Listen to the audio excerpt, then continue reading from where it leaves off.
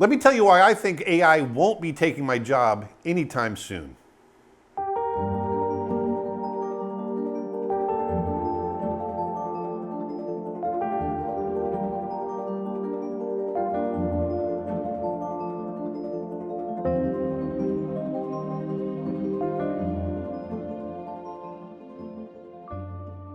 Hey everybody, Aaron Blaise here, and let me start by setting up a little story for you.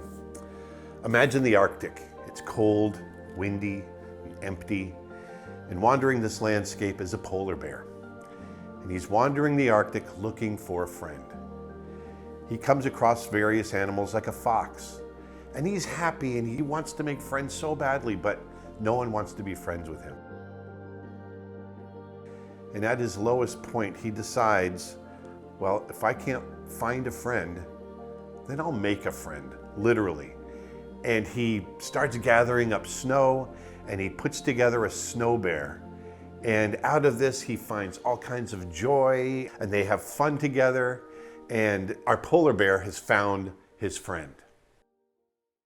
So the story I just pitched to you is the new short that I'm creating called Snow Bear. And the reason I pitched it to you is I wanted you to feel the emotions that I'm going to be trying to get onto the screen through this character. And that's the key to everything that I'm talking about today. It's getting the emotion, getting the wants and needs and joys and everything else into the character. And that's something that's uniquely human. And it takes a human in order to do it. Whether you're doing stop motion, CG, or hand-drawn animation, it's our job as character animators to impart life into our characters. And the only way to get life into them is to give them wants and needs and joys and emotions. You know, the art of animation is not just moving something on the screen. And I think that's something that people are forgetting. Good character animation is bringing that character to life. It's giving them hopes and joys and everything else, so that when the viewer is watching that character on the screen, they're forgetting that they're looking at a puppet, or they're forgetting that they're looking at a drawing. They're invested, they're feeling the emotion, they're empathizing. And that's what good storytelling and good character animation does for the viewer. And it's also why I don't think AI is going to be coming along and taking my job as an animator anytime soon, because it is so distinctly human. It takes a human to get those emotions and get those experiences onto the screen. Now, I want to be clear, over the last 35 years since I've been doing animation, technology has advanced, obviously. And it's changed the way that I make animated films. I'm still sitting there and drawing, but the process has become streamlined and it's pretty cool. Let me show you how I do it now.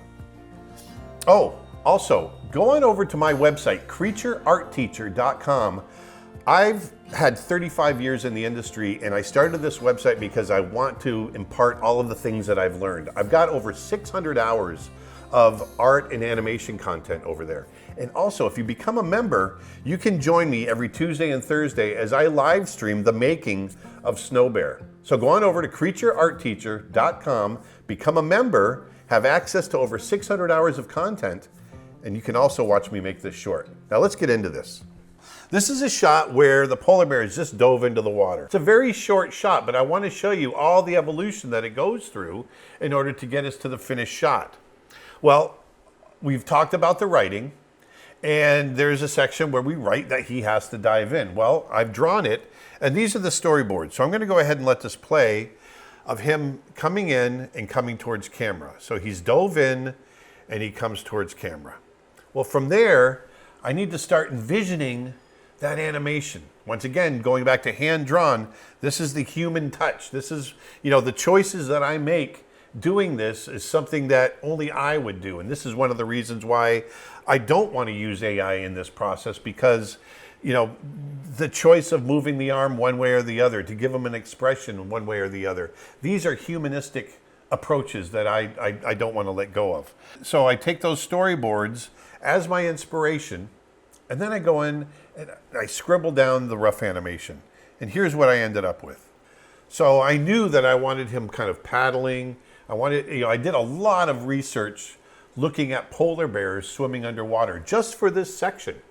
And I wanted it to feel authentic. I wanted you to feel the resistance of that water. I wanted to feel the fur floating up. All these things that, as a human drawing, I can think of them and just get it down. In order to get AI or CG to do this, there's a lot of parameters that you have to think about. But one of the beauties of hand-drawn animation is whatever you can think of, you can draw and you can get it down. So that's what we have here. He's coming in and you can see, even in the scribble pass that I've done, you can see the fur kind of reacting to the water, the way he's floating around. All of that is just done with a few scribbles. Once that's done, and we like it, then it's time to start refining it, okay? I want to get more drawings in between to smooth out the action. I want the drawings themselves to be more refined. Okay, so now what I've done is I've gone over the rough animation and added the in-between drawings, and here's what I've ended up with. So now you can see I've got something much more refined, much smoother in the way that it's moving. You can see that fur now really reacting to the water. So now that we've got this, we still got to get color in there. We've got to get some effects. So let me show you how in TV Paint I can then go in and color my animation. So what I've created, I've got my timeline and I've got my animation on the timeline. I've created another layer, a color and texture layer underneath that, okay? So the line work is going to stay on top and I'm going to put color behind the line work. I've already chosen the color I want. Yes, a polar bear is white, but when they're underwater, because of the blue light coming through and everything else, we're going to get more of a kind of a turquoise tint to his fur. I've already picked that out. Now all I need to do is go through and run my line. As you notice, as I'm drawing, it's creating a line, and I'm running it through everything that I want colored. Everything I want colored, I'm running the line through. Now when I lift my pen, boom, look at that. Do you realize how much time that saves? Now just imagine, once again, going back to the original, back in the old days, you would have to ink everything onto a cell, and then you'd have to flip it over and paint with a paintbrush every cell. You know, when you watch Snow White, when you watch Bambi, when you watch Pinocchio, this is how all those films were made. Now you'll notice here on part of the snout, it missed a spot. Well, all I have to do is go in and boop, touch it, and it fills it in. Now, if I want to get rid of that line, all I have to do is come over here and there's a little button right there. I turn that off and now I've got a painted character. Now, obviously, he's not just one color. So I can go in and say, okay, I want to darken just a little bit. And I want to go in and just color in the muzzle.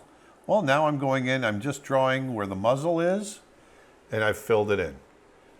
Now I want to go in and say, okay, I want the nose to be yet another color. So I come in and trace around just inside the nose.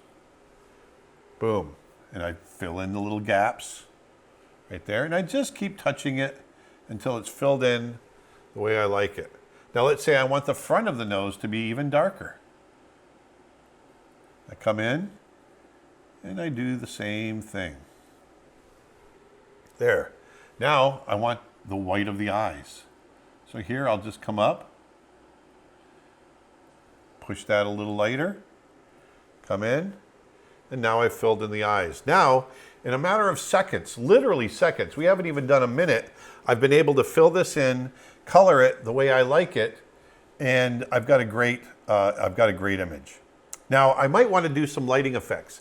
Now, I can either animate lighting effects on here, which I've got some examples of that, or in this case, I want something that's a little softer, a little broader, and I can let the software do it for me.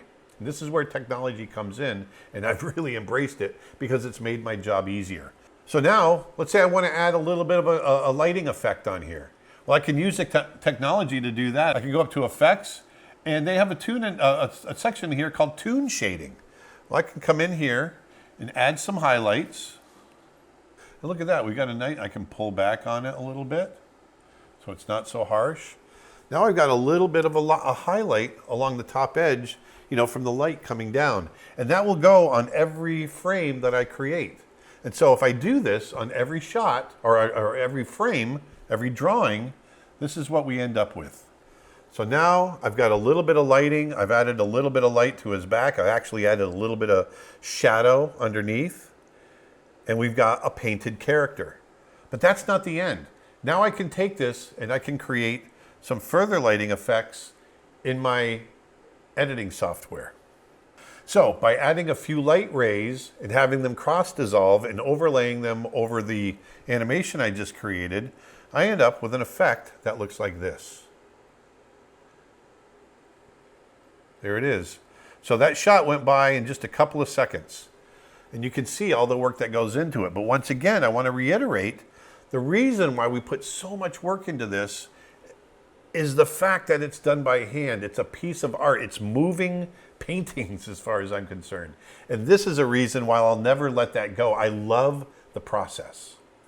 20 years ago, people were really up in arms of, from the 2D world, the 2D animation world, that it was going to go away, or it was going away because of the advent of 3D animation coming in and taking things over. I'm a big proponent, obviously, of 2D animation, and my answer to all of that is it's only going to go away if we let it go away. Now, the argument is, yes, it did go away in the big studios. Making big feature-length, high-budget 2D animated films, it went away. It went away at Disney. It went away at DreamWorks. But the environment changes. The world changes. We have more platforms now than we've ever had in the past in order to get work out there. There's 2D animation being made all over the place. Cartoon Saloon making Wolfwalkers, Song of the Sea, Secret of the Kells. These are beautiful Oscar-nominated films that are being made now, right now, 2D. And so it only dies if we let it die. Being up in arms about technology and wasting all of your energy to stop it is wasted energy as far as I'm concerned. You can't stop the technology. And you can't stop me from making 2D animated films. So make the art that you want to make. Don't give in to the fear. Make the art you want to make. Put some beauty back into the world, and I'll talk to you next time. Thanks.